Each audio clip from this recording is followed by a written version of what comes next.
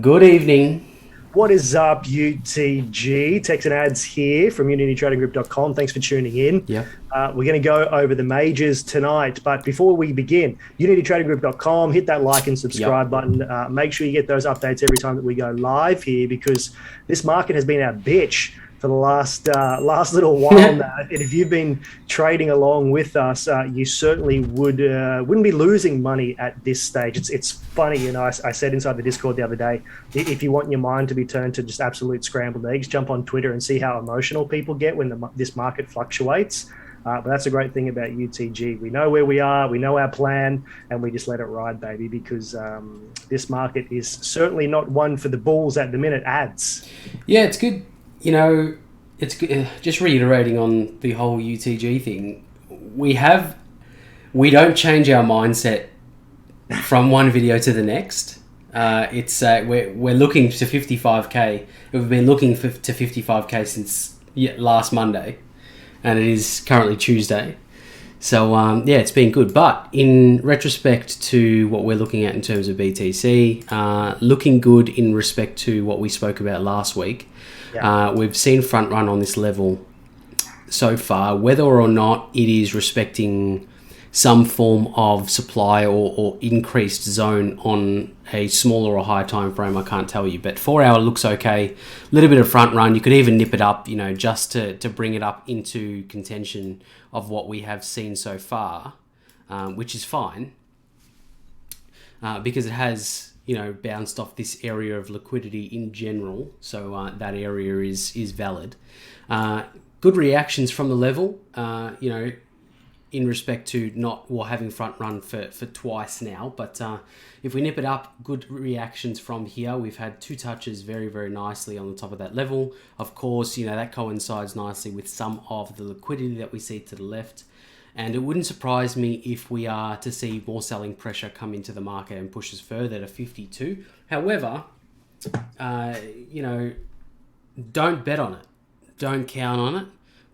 It's happened time and time again where we have expected more downside, and even to the point where it's been obvious downside and it has not come to fruition.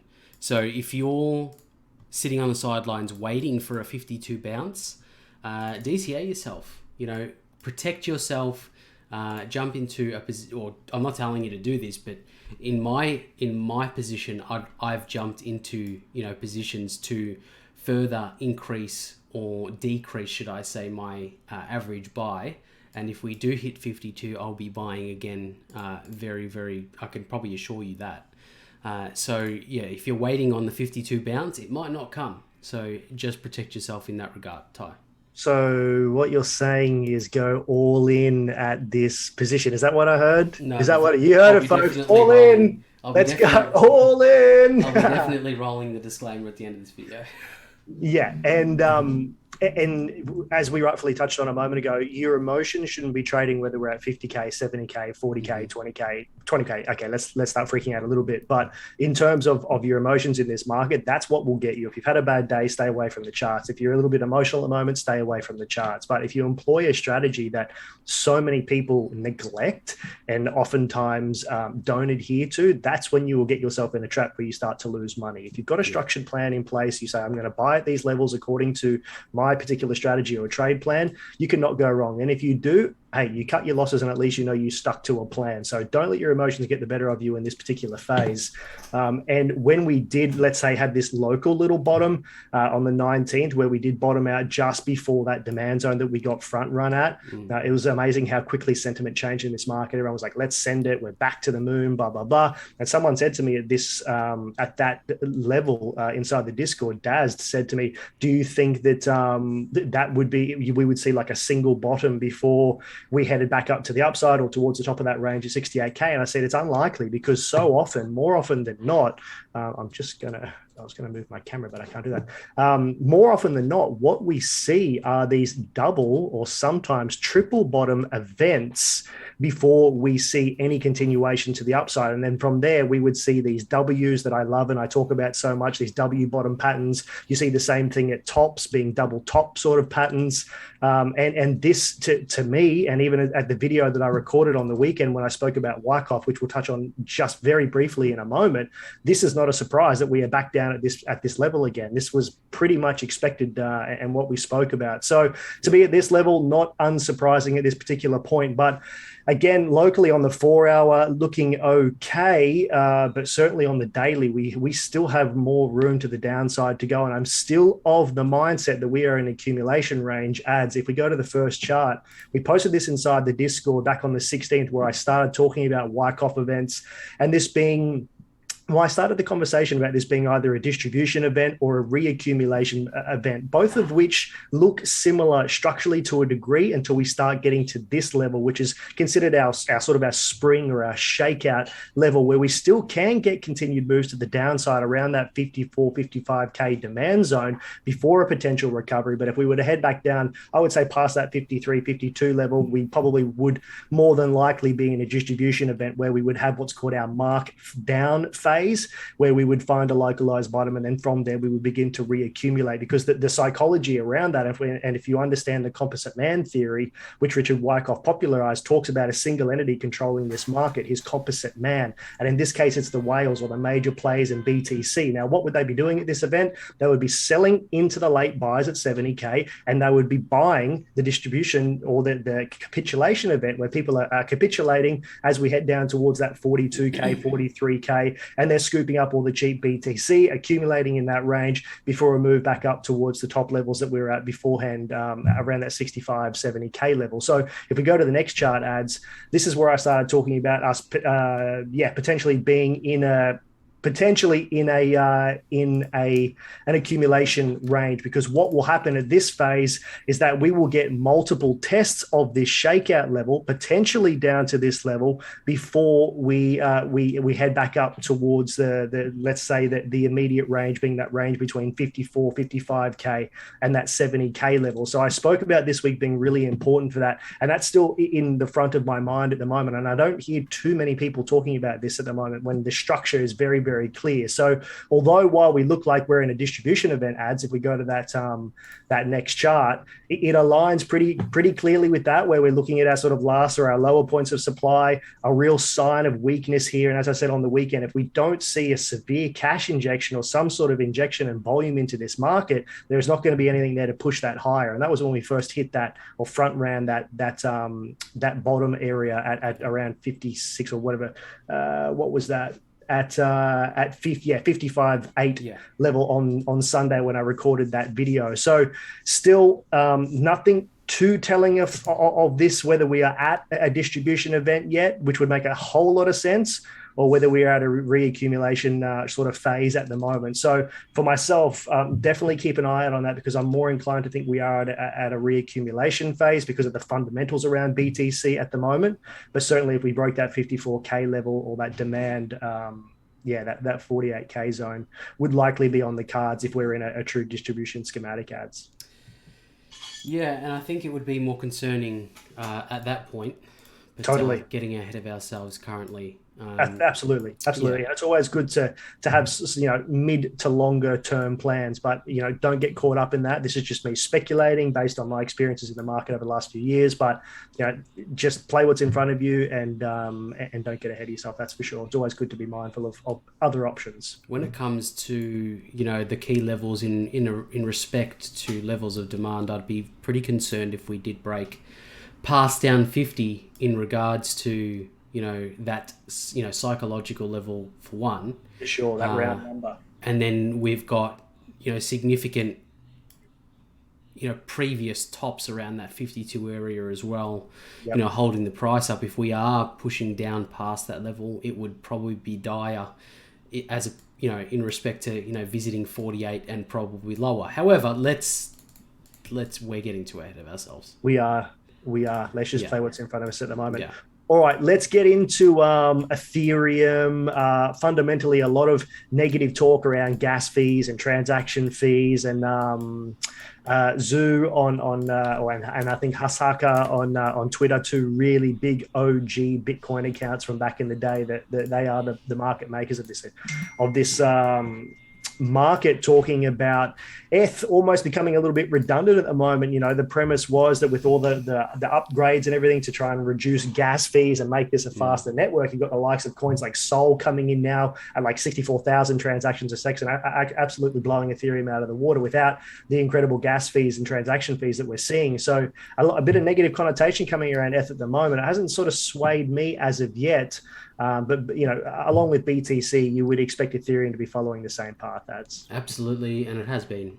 That's why I haven't updated my TA on it since the last time we looked at it. Nothing has really changed. I've been looking at BTC, and I don't really need to look at anything else in regards to the high caps, because they're all doing basically the same. In relation to, you know, BTC, Ethereum, LTC, and stuff like that. But with Ethereum, just touching on that that fundamental bit of news that you just spoke about, I think it would probably take a little bit more than one contender like Sol to really dethrone, I guess, Ethereum. This is just my view on it. Well, we've had many in the past, haven't we? Yeah, we've had a lot of the same TRX, sort of EOS. We've had a lot of the same sort of recycled fundamental, you know, news about ETH in the past in relation to other, you know, coins, Sol being the latest, but I've heard the same thing about ADA and everything like that in the past too. So it hasn't happened yet. Do I expect it to happen? Probably not. You know, ETH is a staple of you know, the trading portfolio of 90% of traders out there now. So it is what it is. But in relation to the chart in terms of technicals, a very similar event in terms of BTC. We are seeing the respected levels of demand at 4,000, and, you know, seeing that not get to that point in respect to where we are in terms of BTC is a good sign for Ethereum. We are curling up a little bit on the steamroller indicator. Whether or not it's you know, a little bit of a glimpse into the future for BTC is going to be the telling thing, or is it just a matter of we're not seeing the same volume injection to either side of the book for Ethereum, which is probably more likely. But in respect to where we can expect it to go, we're sort of in no man's land currently because we haven't really touched again on the levels of demand. And of course, we do have the swing area at 4,700 at the top here. We are ranging in between. There is quite a bit of liquidity, you know, that's happened in this area or this zone, you know, to really coincide and explain, I guess, why we did bounce here at 44. You can see very nicely the support resistance flip, you know, scenario that we saw to the left-hand side, which is a very telling feature of why we did stop there, I guess, even if you want to put, or for argument's sake, put the level of support there, resistance, you can see very closely or very easily why that was the case.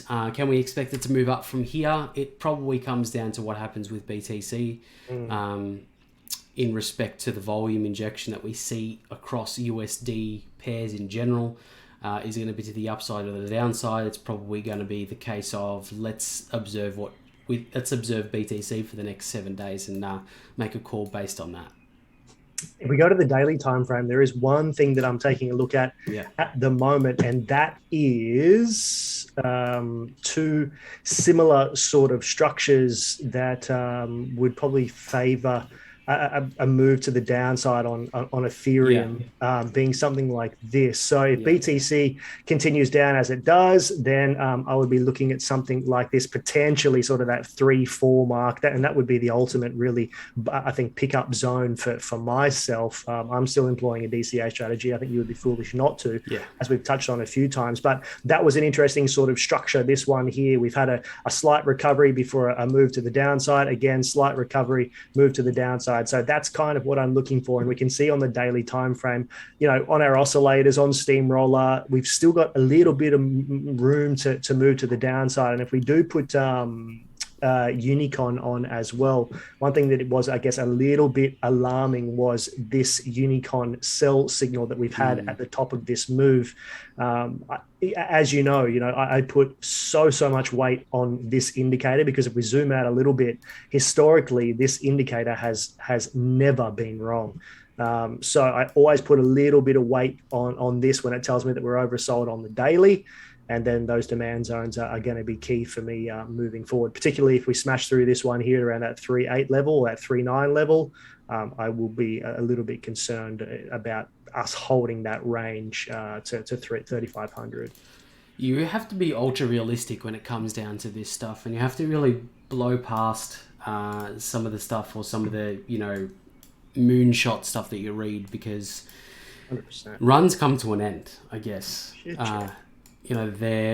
is an uptrend, and it is always followed by a downtrend regardless of what you're trading. So we just need to take it into perspective, and the daily time frame is a fantastic way to ground yourself in respect to the oscillators in particular, because there's so much data to work from in the past. You're going to get a more reliable approach or a reliable data set to work with, and I really think that in this region here, especially, 4,000 to 3,400 is going to be the area that will see Ethereum, test, I guess, if you're just relating that to the daily. So I think that's quite. Zoom out a little bit on the daily time frame. You can see that we do have an established trend line here as well, which would correlate pretty well with that particular area. So as always, we always need to be mindful of these zones being front run. When a lot of people are looking at particular zones or there's liquidity in particular zones, we often know that we can get front run from that level. So that's why a dollar cost averaging strategy, again, we're talking about DCA, it is key. So be mindful of that overall trend line as well, which would align pretty well with that area that I just spoke about. Yeah, if you're looking at a DCA, a typical attack would be, if you're looking at buying here and here, well, it's probably not a bad idea to buy in the middle either, to be honest, to where you've got some liquidity bouncing around that area too. It's just the way you want to structure it and how you write your trade plan. Totally. All right. Alts we're not really going to touch on, but there's a little bit of chatter going on in the Discord at the moment about FTT, Sam's coin. So let's have a little bit of a look. And the other Sam coins, which we've touched on as well, Sol, Serum, Ren, and you can find that at our YouTube if you just look for Sam Bankman-Fried coins and the fundamentals behind them. I did a little bit of TA on that about a month or so ago. Some of the other SAM coins as well. So looking at where ads has put in that demand zone, I don't even know how long ago we had that in, but that's come back to fruition again. So yeah, looking at how we pierce that on the daily time frame as we revisit that again, it's a pretty solid smack into that demand zone. So again, if BTC were to continue to the downside, doesn't matter whether it's Sam Bankman-Fried's coin or it's CZ's coin or it's the Queen's coin, it's going to be affected by BTC. So for myself, really, I'm sticking with the majors and the major coins at the moment being BTCF, and that's pretty much it. I had a little bit of a dabble in TRX last week and ADA too, but staying away from these coins. But again, fundamentally, even for myself, who was such a strong advocate of FTT, I sold out of my position, thankfully in profit a little while ago as BTC started to wobble a little bit. But as ads has up on the screen there, those are the exact levels that I'm looking at as well for FTT, because fundamentally long term, it's still a coin that I'm interested in. Yeah, and nothing more to add, to be honest. There's the three levels that we've identified. The oscillators are still pointing to the downside, although the only caveat with that is we are, nearing the bottom region of those oscillators. So it could be the fact that we don't move past this level in general, or if we do, it won't be far past this level. We might have to zoom into the 4-hour time frame to determine if there's any relevant areas in between. I know that there's quite sporadic price action in between, but if you're trading this one, make sure you look at the 4-hour as well. Yeah, definitely. And that lower demand zone around that, let's say between sort of 36 to $40 is my interest zone at the moment for FTT. Perfect. Cool. Well, thank you, everyone. If you do have coins that you want us to look at during the week, of course, come into the Discord. We've reopened it for a very short time only, so you can click the links below to come into our Discord, which we've had locked up for a little bit of time, or head to unitytradinggroup.com. So many updated guides and things there. And if you aren't trading at the moment, this is the time to be learning. So take advantage of this market. Just because you can't trade or you're not making money doesn't mean there's opportunities to not make money again in the future. So jump on, have a little bit of a look, and YouTube as well. You can just about type in any key term into YouTube and we've got a guide on it. So thank you so much for joining us, and we'll see you on the next UTG update. Catch us then.